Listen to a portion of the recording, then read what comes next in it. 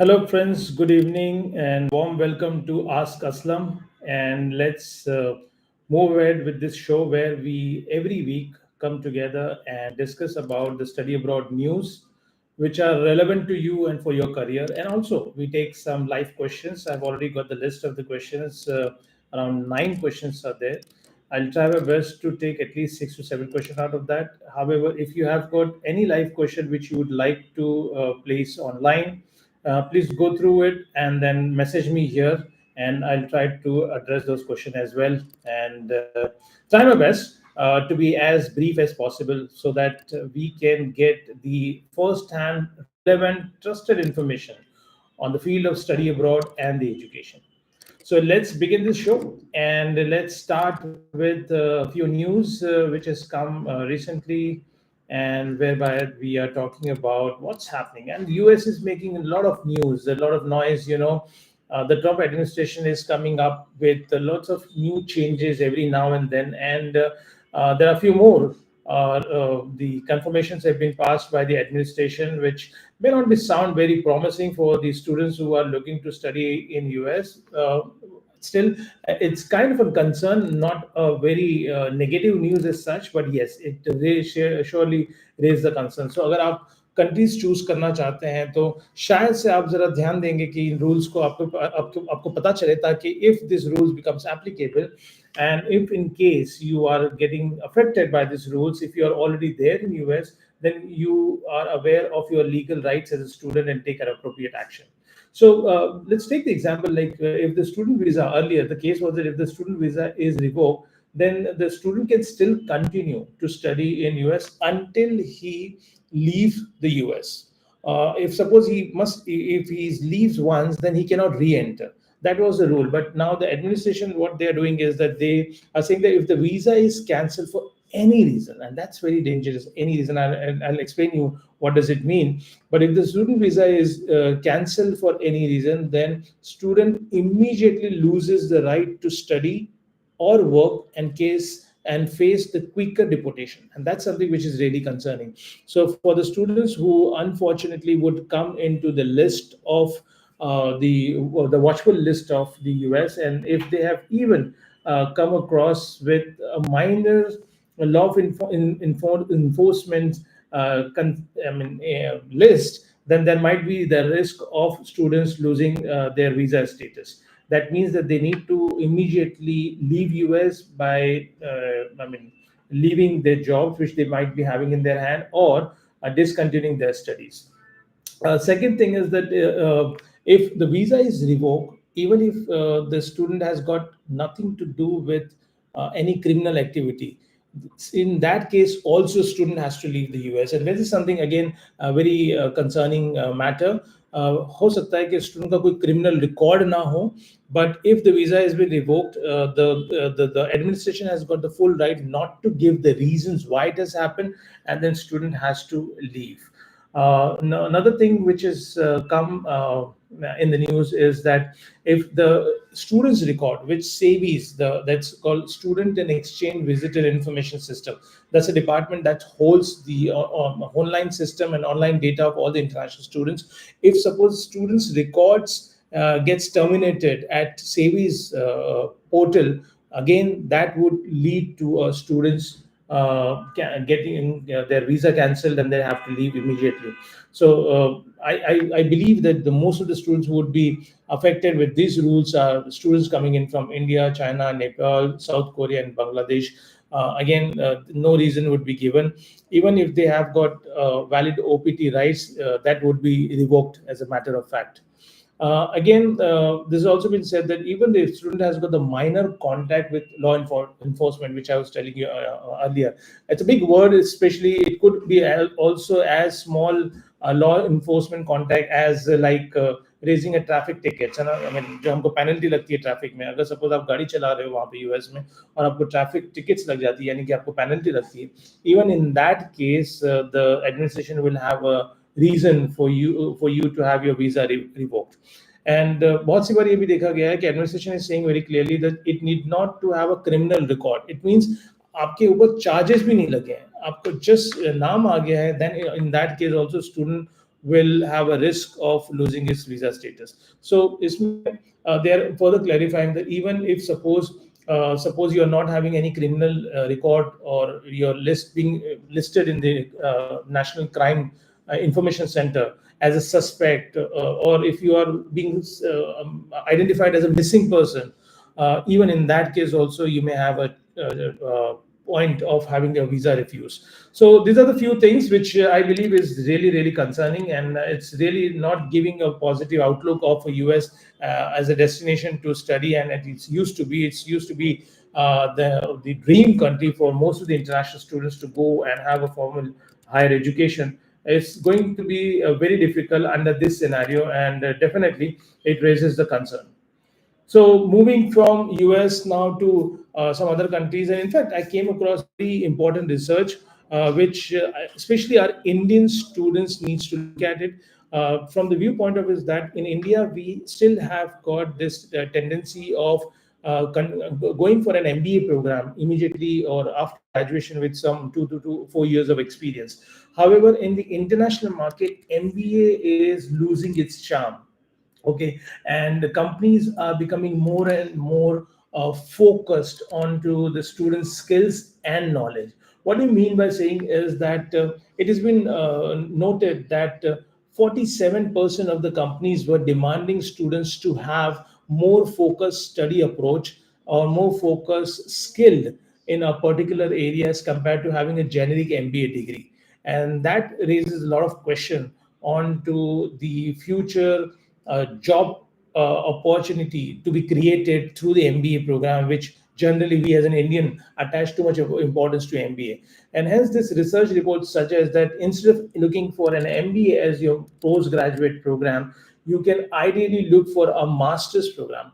This is nothing new, by the way, because for last over 10 to 12 years, if you see, most of the universities and colleges have increasingly started offering varieties of specializations in the field of masters. And here in India we do not have that concept, but in abroad it's very common that after graduation you go for MSc or MA as a master program.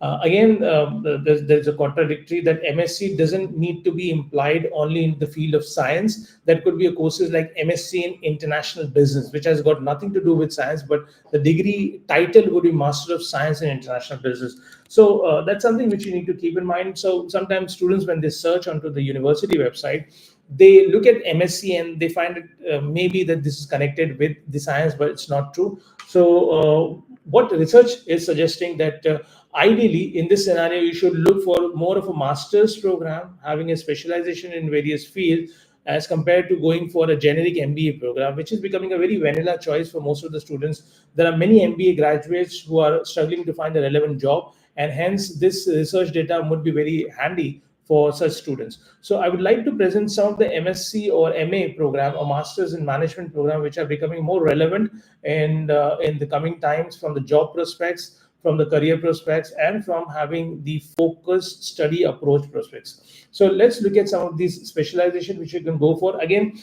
this specialization may have a further specialization within the course, which I'll just explain to you. Like, for example, you can go for MSc in International Business Management, which is a wider scope of having a management degree done with a focus of having the businesses crossing the culture, the borders, and having a global perspective of business strategies. So this is where this programs comes into a picture, and this program can further offer you a specializations like global marketing, international finance, supply chain management, and more. Similarly, MSc in hospitality management is also becoming a very popular choices among not only the graduates from hotel management courses, but also among the general management graduates who have realized that their interest or their strength lies in social management or people management skills, and they would like to go into the jobs which require more of a front role, and hence MSc in hospitality management becomes a good choice. Luckily, MSc in hospitality management doesn't necessarily require you to be a hospitality graduate. It means a student with BCom, BA, BBM, BBA programs can also be eligible to get into a direct admission into MSc in hospitality management. Now, we all know that hospitality is the third largest sector in the world to employ the people. And that also includes hotel operations, hotel marketing, revenue management, service management, and also taking care of the events and big corporate launches. So, hospitality management has got a huge spectrum of areas to cover. Again, MSc in hospitality management can further be specialized into various fields like events, resort, sustainable tourism, food and beverage, and more. Another data research suggests that MSc in accounting is becoming popular as compared to doing an MBA finance. And hence, you can look into this particular course also, which is kind of a backbone for most of the business who are going to make a big decisions, based on the plan, the strategy which the management has must have put forward. So MSc in accounting can also be pursued by the graduate students here. The student may have to have a relevant bachelor degree, and you can further specialize within this course into financial reporting, audit and assurance, taxation, and more. Now, you must be wondering that how do you decide and how do you figure it out that which kind of management course is relevant to you? Well, for that, you can take your self-assessment. There are lots of tools and techniques available in the market in terms of psychometric tests, wherein you can identify that which areas are of your strength, which are areas which you may find it as your weakest area, which you do not want to develop for your career perspective, and hence you can take a more wise decision. Research data also suggests that there are programs in MSc which also not only deal with the management, which you have seen, but also in terms of cybersecurity. And we see that the cyber threats is increasing day by day. Everything is becoming online, and hence the cyber attacks are also becoming very sophisticated. And hence, the cyber security management becomes a very, very important course for you to look at for. And cyber security management may also offer a further specialization into cyber security strategy, ethical hacking, data privacy, and more. सो आप देख रहे हैं कि किस तरीके से ये education scenario पूरा का पूरा चेंज होता हुआ दिखाई दे रहा है कि हम जो जनरल जो टिपिकल एमबीए कोर्स करते थे ना, मैंने भी एमबीए किया था अपने वक्त, but now it is since the industry is evolving, the needs are changing, the corporate requirements are also becoming very focused, and hence you may have to focus on to certain particular course rather than going for a general management course. And the last course what the research suggests is MSc in marketing. Again, it's like a big ocean in which we deal with market research, consumer behavior. Digital marketing is becoming a very popular segment of the marketing, branding, strategy, etc., etc. This particular course is going to be evergreen course. I mean, it's nothing new. And to pursue MSc in marketing, we've been doing it for over many decades, but this is the kind of a course which is always going to be in demand. However, the further specialization is evolved. Here now you can further specialize into marketing as digital marketing, consumer behavior, brand management, international marketing, etc., etc. So these are the few specialization you can further go into MSc marketing. So I believe that this could be a very important data for the graduate students who are especially looking for a master's program and looking to make a career into a management or IT related programs. Now let's go into the question answer sessions. Again, to remind you, if you have any question, please do write into the chat, and then I'll try to take this question. I have 9 questions. Let me quickly go one by one, and I'll try my best to cover all these questions which are here to be answered. Okay, here's the first question for me. What and how much we will be able to secure a tuition fee discount and other scholarship? Well, it really depends upon the university, the time you make an application, and what's a portfolio you come in from. You can get the scholarships as small as $1,000 or euro to as high as 100% tuition fee waiver. There are many universities, colleges across the world who offers the complete tuition fee scholarships for the deserving students. And when I say deserving students, you need not to be a very high profile, very high percentage students. You can still have around say 70, 75, 80%, and you will surprise yourself with the kind of scholarship you might be eligible for. But for that, you need to start early. And many universities also offer discounts. They may not be having a scholarship worth, but discount not based on your academics, but based on various other factors. That, for example, if you start making an application early and pay a deposit before a particular date, you'll be eligible for 5% discount. Or a discount can come in the form of, if you join a particular intake or a particular campus of that same university in a separate country as compared to their original campus, then they may offer you additional discount in order to save the money. Next question: which country has the easiest student visa process? US, UK, or Canada? And what's approval rate like? Well, in this given scenario, of course, US and Canada.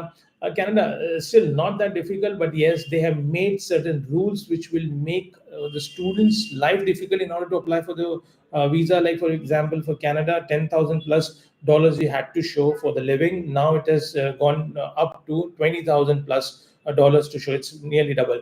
However, if you have got the funds to show, you can still apply for the visa. But US is certainly difficult. Sometimes students find it difficult to get the appointments, and the US visa rate for especially last 1 year has gone up. And state-wise also the visa rate, visa acceptance rate or rejection rate is differing. So yes, in this scenario, these two countries seems to be a little difficult. However, country like UK, country like Ireland, France, Malaysia, this could be the very easy countries to apply for the visa, and you can easily get the visa process is very straightforward. The funds requirement is remain the same. You have to show that fund if you are going to live in that country. And it's a very simple format. You don't have to have maybe a 6 months of bank statements. 1 month old fund could also be enough for you to justify your living expenses appetite. And hence, in this given scenario, if you compare among these three countries, UK might be the easiest option. Next question: what happens if I don't find a job after graduation? Can I still stay back, or do I have to return to India? Well, again, most of the countries would offer you to have a stay back options in that country. That means that during after the completion of course, for that particular period for which the stay back is allowed, you are allowed to stay back in that country and search for a job. So, on an average, almost all the countries would offer you anywhere between 1 to 3 years of stay back. Average is 2 years. So, countries like Australia, New Zealand would offer you 2 to 3 years of stay back. UK offers 2 years stay back. Ireland offers 2 years stay back. Malaysia has recently announced to offer the stay back to Indian students up to 1 year. So, there are lots of countries which will allow you to have a stay back. And during this period, it's your responsibility. Yes, you know, you can take the help of the university, college, students who are already there in that country to find a reference for you to get the jobs. You can participate in the job fair, attend the meetings, networking sessions, HR interviews, and hence make yourself be selected by these companies. So you can try this out. In fact, the best part is that before you complete the course, during your project and assignment period, where you need to write your thesis, that's a good time that you do your project and thesis, and side by side you start making an application for the suitable job. So that's how we do it. Otherwise, if you go to the countries like Singapore, Switzerland, where stayback options are not available, in those countries it is true that if before completion of course you are not been offered a job anywhere, you have to come back to India. Well, let's take the next question. What's the best way to deal with homesickness and culture shock when moving ahead for the first time?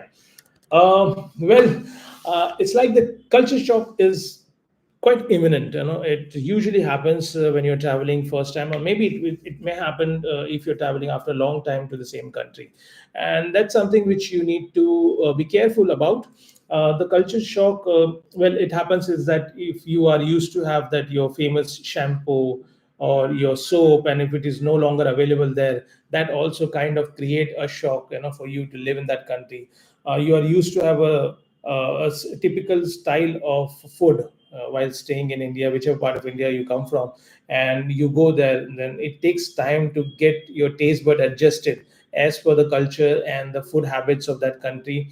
You may find the food at the initial stage very staple, कुछ I mean spices नहीं होते हैं, तीखा नहीं होता है, तो बहुत ऐसा लगता है कि अरे कुछ tasty नहीं लग रहा है, it's very tasteless. Of course, you don't get your mom cooked chapatis there. or Indian breads, other types of breads. You will get the European breads again.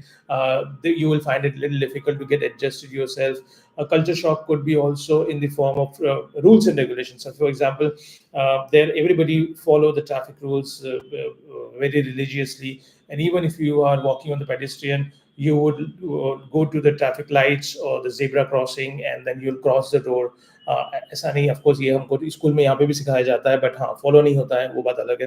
तो आप वहाँ पे क्या करते हो कि देखते हो everybody is waiting for the signal to get to turn green so that you can walk. Even though there is no car on the road, you will wait for the signals to turn green.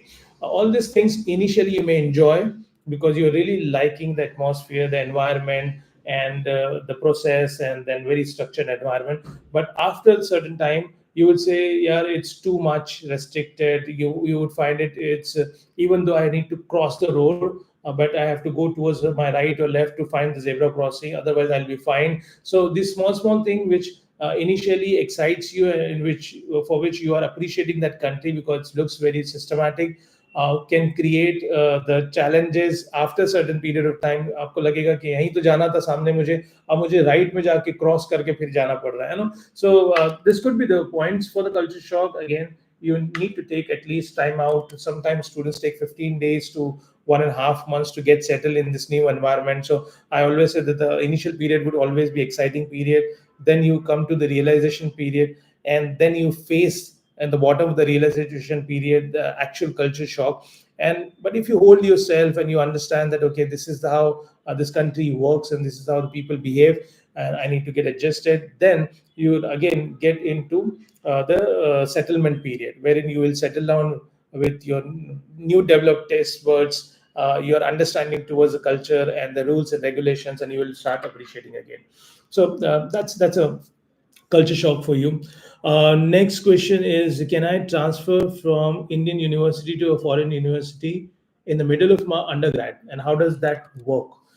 Well, according to me, it's not advisable unless you have got very pressing need for doing this. Otherwise, it's always advisable that you complete your undergrad course, whatever you are following here, and go for a postgrad. Maybe that's a better option. However, let's consider the example wherein you have got the need, you cannot continue for XYZ reason.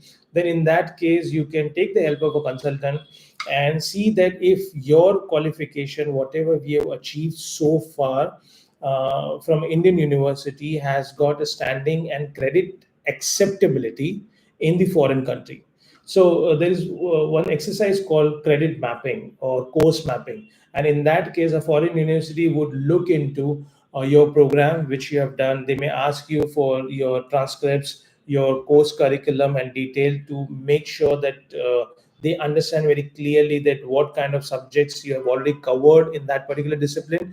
And once they looked at it, then they will map it with their curriculum and their course structure, and they may allow you to have say example, if you have done 2 years course here, they may allow you to have 2 years exemption. That's a rare, or at least 1 year, or maybe 1 semester, 2 semester, depending upon how many courses are matching. The thumb rule they follow is that if it is more than or around 80% of the course mapping exercise is done, and around 80% of a course has been matched, then you will get the full credit for that year, or otherwise you will get at least subject credit. So if you have covered one particular, or say 5 particular subjects in detail, then they may exempt you for those particular subjects to be repeated in the university which we intend to study abroad. And that's how you not only save time but also can save money. But it's a little lengthy process, so make sure that you make an application well in advance, at least 10 months or 11 months in advance before the starting date of the intake. And then accordingly you would be having enough time to let the academic department of the foreign university to decide onto your credit transfer. Next question is it possible to get a full scholarship or to study data science in Ireland, and how competitive it is? Well, I'm not sure about the full scholarship, but for sure you can apply for the scholarship if your exams results from Indian qualification and Indian college is really promising, because Ireland, the scholarship to apply in Ireland could be very competitive, unlike Germany, whereby you might get little easily scholarships available for you. But in Ireland, in UK, getting full scholarship would be really competitive unless you have got really good marks and unless you have got really good overall profile also. Not all the universities only emphasize on the marks. They may also want to have a look at your holistic profile, wherein apart from classroom studies, what kind of exposure you had as a student, any extracurricular activities, your achievements, etc., etc., and then they may decide. Sometimes university also propose yearly scholarship for meritorious students coming from XYZ country. You can also apply, and for all this, up to 100% scholarship to non-traditional scholarship countries like UK, Ireland, USA, it's always advisable to apply for 10 to 12 months in advance and seek a professional service from a consultant or counselor to guide you and help you. SOP plays a very important role in your application. SOP is nothing but a statement of purpose wherein you kind of provide enough proof to the university in writing that why your application stand stronger for that particular course to get the admission, and not only for admission, in your case for the scholarship also. And why do you need this scholarship? How do you see that this particular course and this scholarship is deserving for you as a candidate? So I believe this is very important to get the SOP written by expert, or you put effort into identifying your strengths and weaknesses and correlate your strengths with the identified course and the university, that how it is going to be useful for you and for the university. Let's take the last question. Can we study in Schengen country and look for jobs in other Schengen countries? What is the procedure? Well, yes, the Schengen countries is a group of 29 countries. If you get a Schengen country student visa, in that case, you are allowed to travel to any of the Schengen country free, visa free. And it's just like traveling from Bombay to Delhi, for example. You just buy the ticket and go. Similarly, you can go and visit among these 29 countries without a visa. So that's the advantage of having a Schengen visa or Schengen country student visa. Now, when you have got this visa, you can make use of it not only for your leisure travel during your stay as a student in that particular country, but also you can look for this visa to enhance your career advancement. So, if suppose you are studying in France and you have got the opportunity to apply for a job in Germany or in Sweden or Switzerland or as a matter of Luxembourg. So all these countries are the Schengen countries. Ireland, for many people who do not know, Ireland is not a part of a Schengen group of countries, and UK is not a part of a Schengen group of countries. But rest of the other countries, you get a Schengen visa and you can apply to these countries, and you can travel to these countries visa free. This not only helps you to explore the Europe and have a better international exposure, but also to have the job opportunities exploited in these areas. If they are available, you can go and appear for the interviews, and that becomes very easy for you to have visa free traveling across these countries. So I hope that this session was useful for you.